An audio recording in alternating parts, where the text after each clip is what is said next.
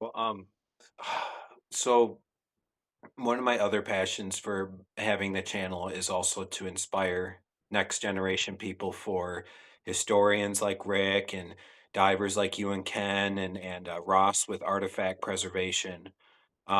You being on the diving spectrum and with that, what because I've heard from a few people that it's kind of starting to fizzle out, unfortunately, unless I'm wrong on that or what.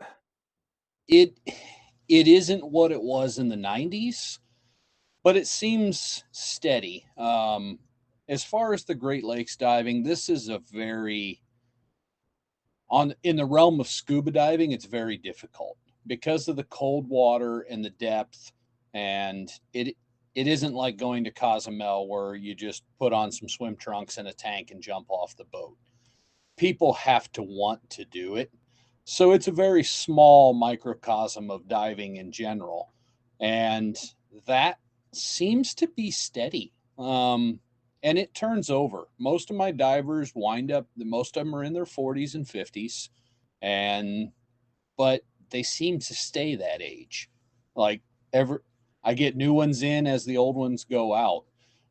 Diving as a whole has slowed down a lot, but up here, we still kind of seem to keep the same, not the same people, but the same number of people active in the community. And I think just it is a lot different and it's a lot harder to get into. You kind of have to know somebody that does it to even know that it exists. I mean, as a general rule, most people have no idea that there are shipwrecks in the Great Lakes, let alone that it's the shipwreck diving capital of the world. I mean, we have so many charters come from overseas, from all over the world, that they want to come here and dive the Great Lakes. And it's funny, you talk to locals in Michigan and they have no idea that it's even here. But we've got massive groups of people from Poland and France coming over for weeks to go dive this stuff. And that's something, our own state, which it both it gets me passionately fired up for you at the same time. Like we live in the Great Lakes state and you don't even Yep. know that there's shipwrecks. And then the amount of times the Titanic is brought up. You say Yep. shipwreck, people go Titanic. It's like, no. Yeah. I know. And, but it's, I mean, I grew up in Indiana, which doesn't isn't the same as Michigan, but it does border a Great Lake, and I never learned anything about the Great Lakes when I was in school. I didn't know there were shipwrecks here. I didn't know anything about the Great Lakes till I wound up living here and got into scuba diving, and it's like, oh, all this stuff's here, and it's awesome, and kind of went gung ho with it. But I never learned it in school. It's not something that's, U.S. history talked about some fur traders and canoes. It never mentioned the massive shipping industry that existed for probably 250, 300 years on the Great Lakes. That wasn't really part of U.S. history curriculum, at least when I was in school. And I don't think it is now either. No, we're missing out. Unless you And have a very passionate history teacher, and those do exist, yeah. but it's not core curriculum. Well, that's why I got the channel. Every shipwreck that I do, is I'm hoping even if it's a 10, 15, maybe 18-minute video, hey, here's a because I pull from different I pull from like 6, 7 different sources to try and paint along a series of timelined events of, ship leaving, storm or collision or explosion or whatever happening, sinking, survivor stuff, and then, ending type thing. But at least I try to give hey, here's the introduction to the story. If you really like it, go learn more, go talk with Rick, go charter, go dive. If you Yep. really, really like it, yeah, go do all that because most of the time you're lucky if you get people, at least in my experience, you're lucky if you get people that know the Edmund Fitzgerald. Okay, they know that, Yep. and that's about the bulk of their, knowledge. Yeah, and I think most people think that is the only wreck in the Great Lakes because, oh, you're on a shipwreck. Is it the Edmund Fitzgerald? And they're like, yes, yes, that's what we're diving this weekend. It's right out there.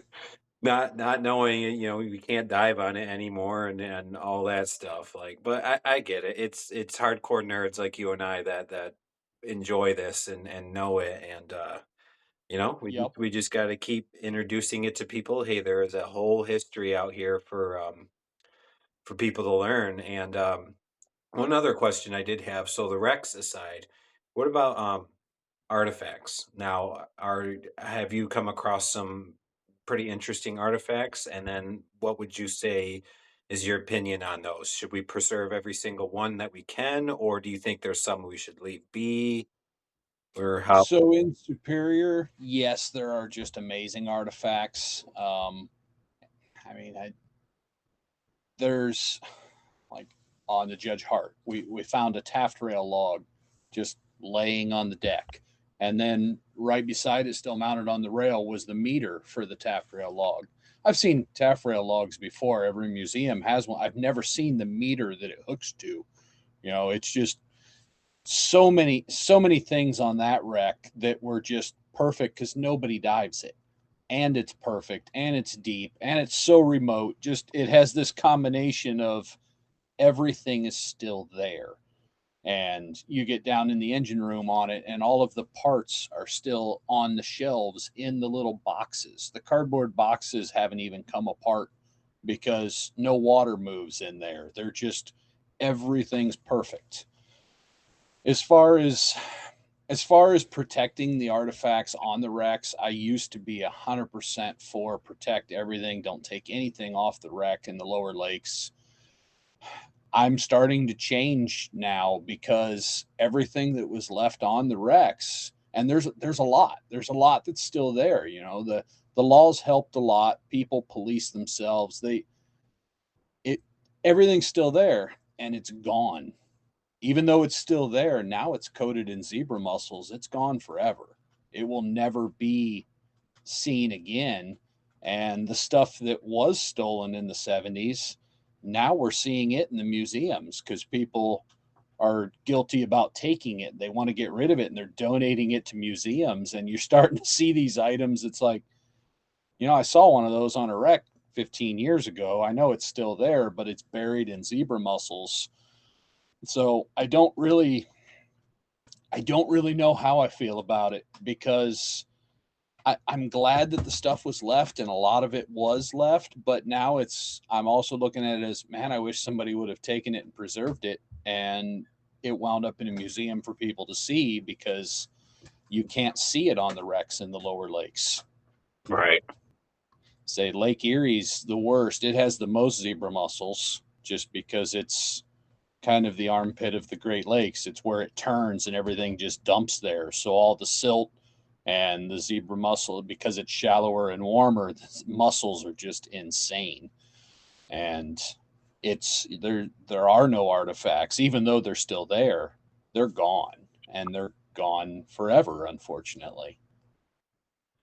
That's I mean, and then Rick brought up a point in the past where it's like, okay, we got the artifacts from the wrecks, we put them in the museums, but nobody's going to the museums. Nobody goes to the Schoonmaker or the Irwin or the Meteor or the Valley Camp, and then Ross, he talked about the same thing. We bring these artifacts on people because he's big in for Lake Michigan, and he said there's, Yep. like, still 150 wrecks that haven't been discovered yet, and they brought artifacts to a museum.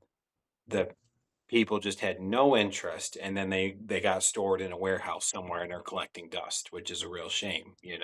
Yeah. And every museum's that way. I mean, I've been in the back rooms of a lot of museums, and they're just full of artifact because they only have so much room to display the stuff. And you have to display the stuff that the most people are going to be interested in. Um, I don't know. I don't work with museum. I've been to all of those museums that you mentioned. It's like people go to them. I've been to all of them, but yeah, I don't know what their numbers are dwindling then. That from And how I understand, from how Rick has told me, that, yeah, the attendance is not as great as it should be, you know, and, that's where I'm hoping with this channel, I can get people fired up, "Go, check out these museums, check out the great stuff that's available, fall in love with the maritime history behind it, and help support it," you know? Yep.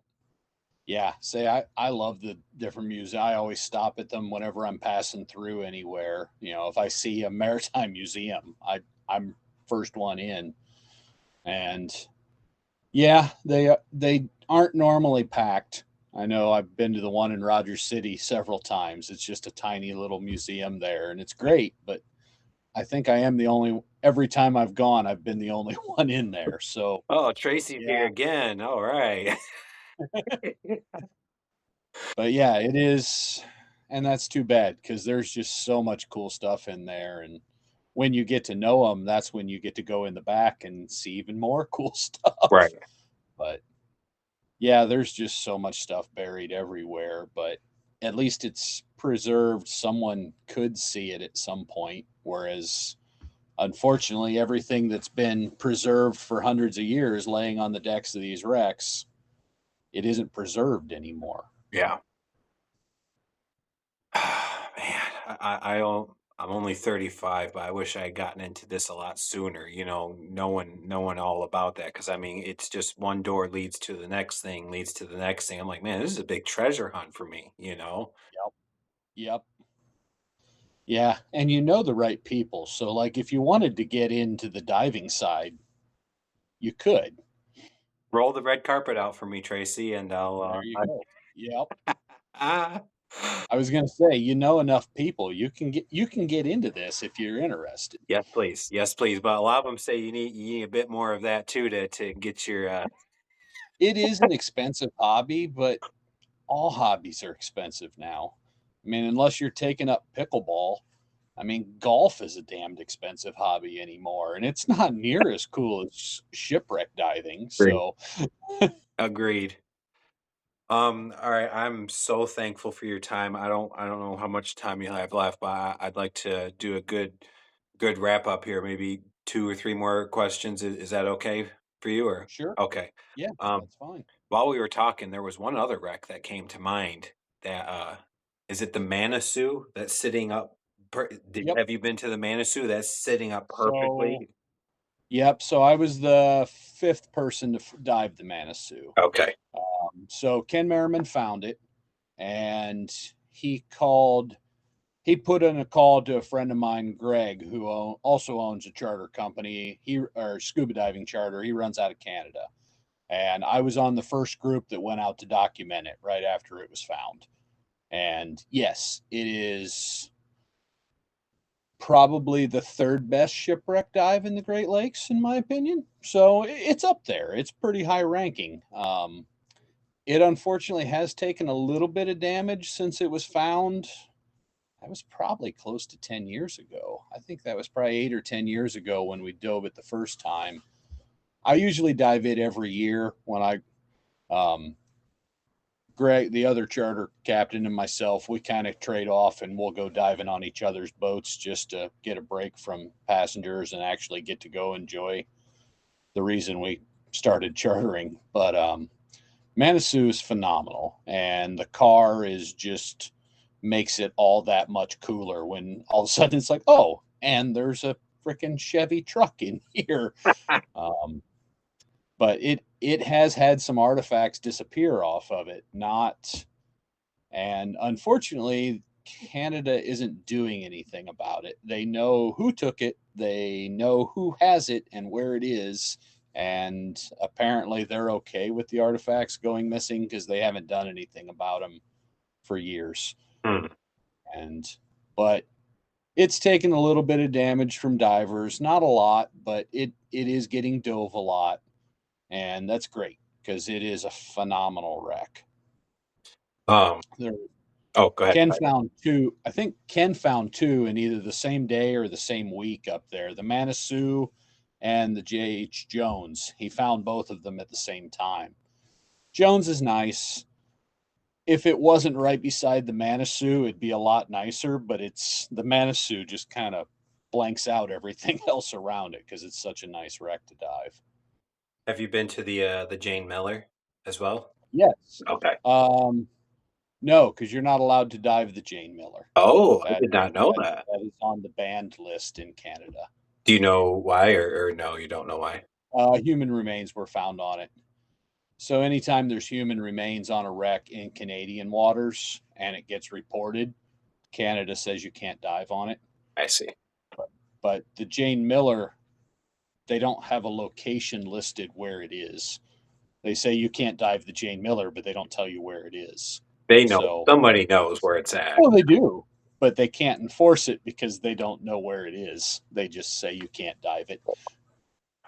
Well, yeah. But yes, that is a beautiful wreck. Um, one more question, and then I'd like to bring up the festival once more at the end here to Okay. get it fresh. What do you so describe for me, because I'm a visual guy. I like to put myself in this situation. So we're diving a wreck and like going in an engine room or tight corners and say it's dark out, you gotta have the lights down there. What's that like? So what's it like kind of getting through obviously cramped corners, and have you had moments where you're like, oh shoot, this is a tight squeeze or So it's a team activity. You don't dive inside a Rex on your own. And yeah, because sometimes, unfortunately, you do get stuck. There's wiring harnesses in there, all this stuff, and they're not usually upright and perfect. They're at weird angles. They went through a horrible sinking, so stuff gets broken free. You have a lot of wires hanging down. Sometimes you get stuck, and that's why you don't do it alone, because usually you can just back out. Sometimes you have to have somebody, hey, you need to back out to the left because you can't see what's behind you. And if you start spinning around, you just tie yourself in a knot. So, shipwreck inside of shipwrecks aren't a very forgiving environment. And that's usually some pretty advanced diving when you're actually inside of the wrecks. But it's phenomenal. Like, have you been to the Schooner Maker down there in Toledo and toured that? yes, I did an episode on that one. So you're standing on a catwalk and you're looking around and you can see everything, but when you're diving it, you don't have to stand here and look way over there at something. You can just float over there and look at that. Like, you can see everything you want to see because you can be anywhere you want to be inside that wreck. You're not limited by gravity anymore. So you can just explore everything. And Are there some areas in Iraq for you, at least personally, that okay, these are no-go areas for me? Just you personally that you prefer not to, are there any areas in a ship that you wouldn't wanna go to or no, but I'm a very bad example. I don't mind wiggling in and out of things, and most people do not enjoy the type of diving that I do as far as tight passages and things like that. And I do. I don't mind having to take gear off and push it through a hole and wiggle in and put it back on. It isn't for everybody, but I like it. So yeah, no, I would be a bad person to ask about that because there really isn't anywhere. If I'll fit, I'm going in, and I'm only fat on land, so I can fit in a lot of places.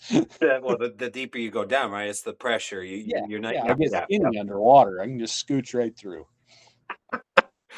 Oh, that's awesome, Tracy.